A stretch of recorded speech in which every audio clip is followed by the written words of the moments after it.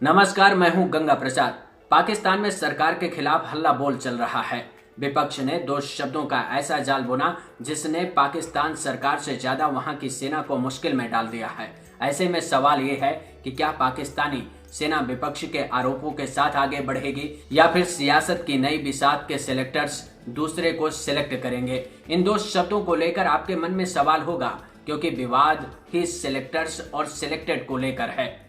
इन प्रदर्शनों के पीछे का सच एक सियासी गिरफ्तारी के बाद खड़े हुए राजनीतिक संकट की आहट है। दरअसल अर्धसैनिक बलों पर आरोप है कि उन्होंने जबरन विपक्षी पार्टी यानी कि नवाज शरीफ की पार्टी के नेता मोहम्मद सफदर को सिंध की राजधानी कराची से एक रैली के बाद गिरफ्तार कराया। सफदर नवाज शरीफ की बेटी मरियम नवाज के पति हैं, जिन पर आरोप है कि उन्होंने पाकिस्तान के संस्थापक मोहम्मद अली जिन्ना की कब्र पर जाकर नारेबाजी की और इसी वजह से गिरफ्तारी हुई, जिसे दूसरी विपक्षी पार्टियों ने मुद्दा बनाकर इमरान खान सरकार के खिलाफ हल्ला बोल दिया है।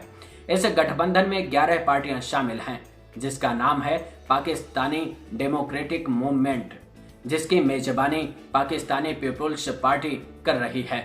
इसमें पाकिस्तान मुस्लिम लीग नवाज और जमीयत उलेमा ए इस्लाम फजल जैसी पार्टियां भी शामिल हैं। लेकिन संकट तब और गहरा गया जब सिंध प्रांत के एडिशनल सुपरिटेंडेंट ऑफ पुलिस यानी कि प्रांतीय पुलिस अधीक्षक का अपहरण हो गया।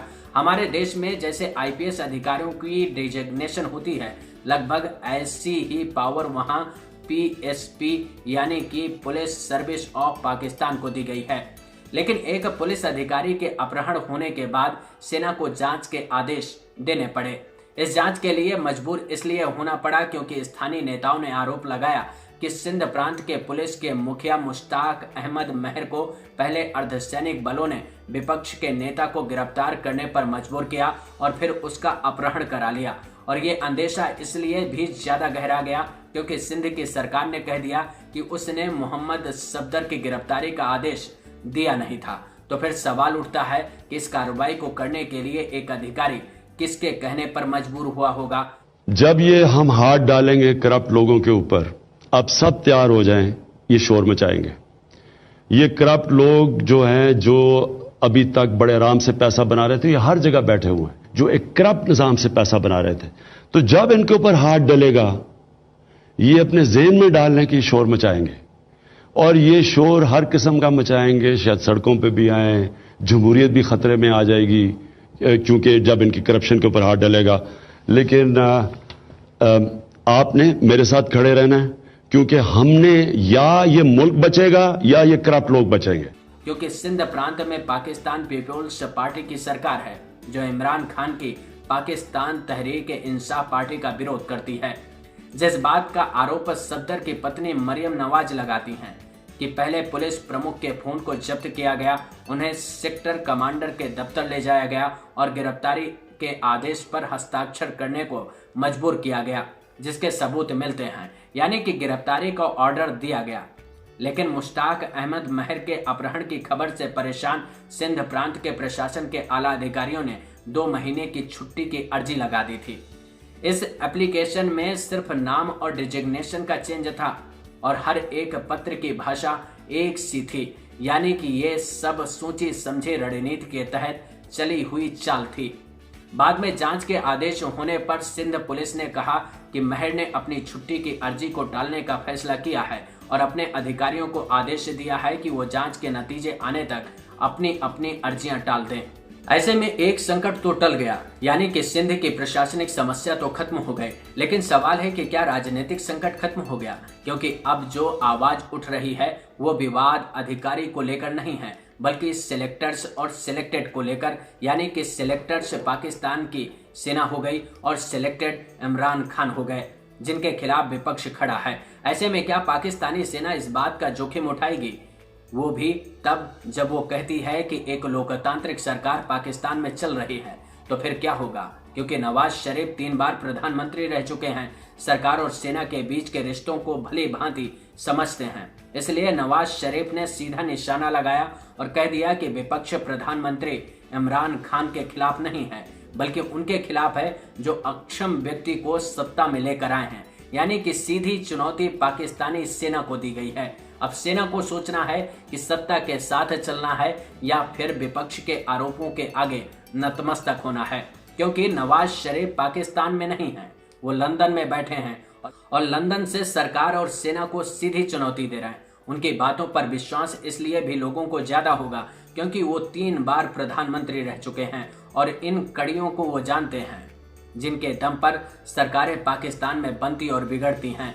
ऐसे में सवाल ये है कि क्या पाकिस्तान में सिविल मिलिट्री रिश्तों को एक बार फिर से परिभाषित करने का समय आ गया है। ये सच है कि पाकिस्तान में सेना का दखल हर सत्ता को बनाने और बिगाड़ने में रहा है। इस बात को स्वीकार करने में पाकिस्तान के सुप्रीम कोर्ट को 22 साल लग गए और इसके सबूत 1990 के चुनाव में मिलते हैं।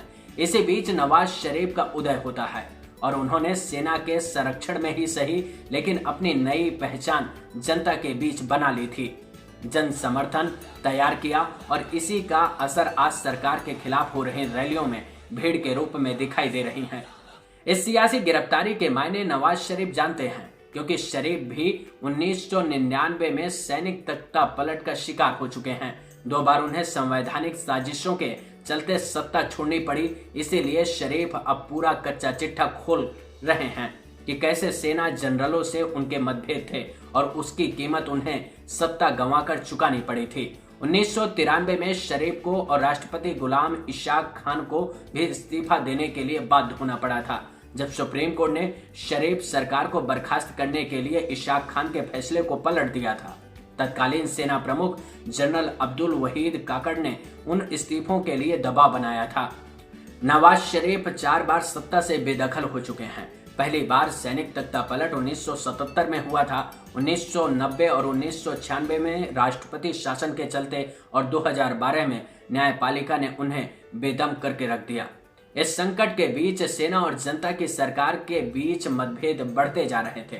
टकराव की स्थिति इसलिए ज्यादा बढ़ गई थी क्योंकि जनता की चुनी हुई सरकार के फैसलों की अंतिम मुहर पाकिस्तान की सेना लगाती थी।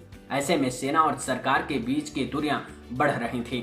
तब सेना ने एक ऐसे नेतृत्व की खोज की जिसको राजनीतिक जमीन की तलाश थी और सेना को एक कठपुतली शासन की दरकार थी जो 2018 में इमरान सरकार के रूप में पूरी हुई। सेना को लगने लगा था कि अब जाकर सेना और सरकार के बीच फैसलों को लेकर टशन खत्म हो जाएगा, लेकिन अब मुश्किल ये है कि सेना को ही सीधी चुनौती विपक्षी पार्टियां देने लगी हैं क्योंकि आज उनके साथ जनता खड़ी है। अब सेना के सामने चुनौती क्या होगी? अगर जनता की आवाज को दबाना है तो सड़क पर उतरना होगा। सड़क पर उतरने का मतलब है कि लोकतंत्र का चोला ओढ़े सरकार और सेना की अंतर्राष्ट्रीय स्तर पर किरकिरी होना। सिविल वार छिड़ेगी तो मुश्किल और बढ़ेगी। तो कहानी बहुत साफ है कि सेना सरकार के साथ खड़े होने का संकट ज्यादा दिनों तक नहीं उठाएगी क्योंकि सवाल सेना प्रमुख जनरल कमर जावेद बाजवा को लेकर उठने लगे हैं क्योंकि उनका हाल में कार्यकाल बढ़ाया गया है और आरोप भी है कि उन्होंने ही इमरान सरकार बनाने में मदद की। तो क्या पाकिस्तानी सेना फिर से सत्ता का तख्ता पलट करेगी? वो कहते हैं ना कि जितना दमन करोगे उतनी तेज आवाज उठेगी। मतलब साफ है कि जो वादे सरकार ने किए उन वादों के पूरा नहीं होने और महंगाई की मार से परेशान जनता का सरकार से मोह भंग होना चुनी हुई सरकार की मुश्किल तो बढ़ाएगा ही। अगर ऐसा ही रहा तो समझिए कि सैन्य नेतृत्व को इमरान खान सरकार से अपना समर्थन वापस लेने के लिए मजबूर होना पड़ेगा। तो जिस इंसान ने कभी 5 रुपए अपनी जेब से न कमाए हो न खर्चे हो, उसको क्या पता कि गरीब के घर में जब फाके आ जाते हैं तो क्या होता है? क्या पता कि एक घर में जब डायबिटीज का पेशेंट होता है, जिसको शुगर कहते हैं, डायबिटीज का पेशेंट होता है जो इंसुलिन पे चलता है, उसको क्या पता कि इंसुलिन इतनी महंगी हो गई कि लोग अब अफोर्ड नहीं कर सकते?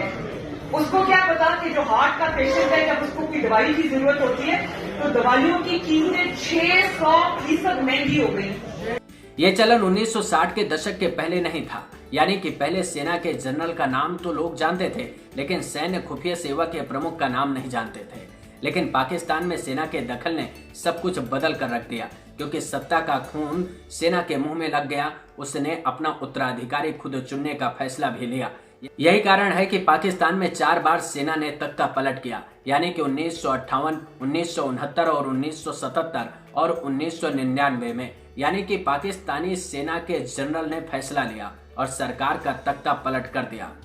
और फिर सरकार चलाई। इसके बाद जनता की चुनी हुई सरकारों में भी सेना का दखल रहा, लेकिन पाकिस्तान लोकतांत्रिक चुनाव का चोला भी ओढ़े रहा, जिसकी पोल अब नवाज शरीफ खुल रहे हैं। इस वीडियो में इतना ही, लेकिन वीडियो को लाइक करना और चैनल को सब्सक्राइब करना मत भूलिएगा। इस पर अपने विचार शेयर करेंगे तो हमको भी अच्छा लगेगा। इसके साथ ही मैं अपने सभी वीडियो टेलीग्राम में डालता रहता हूं, तो चैनल को ज्वाइन कर लेंगे तो मेरे हर वीडियो का नोटिफिकेशन आपको मिलता रहेगा।